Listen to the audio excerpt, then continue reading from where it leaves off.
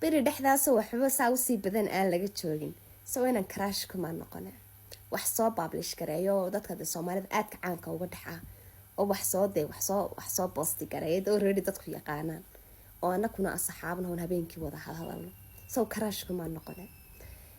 inaan ku qurux badan yahay soo handsome ma sha Allah aad uu qurux badan sidii Ilaahay u kareed gareeyay aad uu qurux badan deedna inaan saaxiibadaya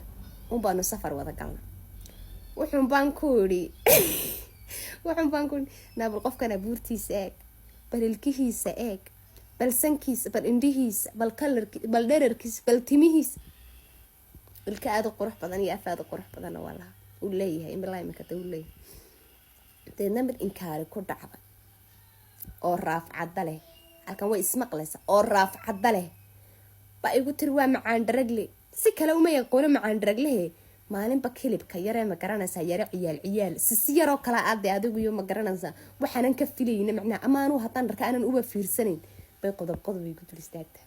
sidoo leeyahay tan ninkaad karaashka ku ahaa saaxiibka wuxuu samay la ninkii sidaan u daawanayay maalin walba wuxuu ka baraqsiinaya aan daawanay baan nacay inkastoo wuxuu wax xun muu sameeynin exactly wax xun muu sameeynin waa qof wanaagsan wax xun muu sameeynin waa inaan sharaf leh oo fiican oo wanaagsan sanadsan dibri crash ku ahaa ninka dawaan amaanaya walaal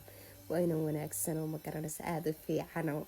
ma garanaysa xirfado kala duwan leh oo ma garanaysa kaale iska araga laakiin muxuu ku jacdhigay maalin uu baarin ciyaal ii jiray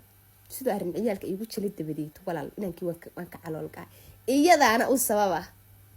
iyo saaxiibadaha raafcadaha iska reebo walaal ana imika idin la walaal inkastoo imika ubaxan jilbaha u dhiganayo raali gelinayo laakiin haddana yeelkeede iska reeba saaxiibada raafcadaha ee nimankaad karaashka ku noqotaan idin oranaya maalin ba idin tusaya lama tuso qofku markuu qof ka helo waxyaabo ku xunxun yahay iyo waxyaabo uu sameeyay lama tuso wala dhaafaa gas u jar imika waxaan ku xasuustay taasi sanadkii hore ahayd imika waxaan ku xasuustay isagii bay iga soo horbaxay deedna qosol baan iseen kari way deedna waxaan idin soo duubay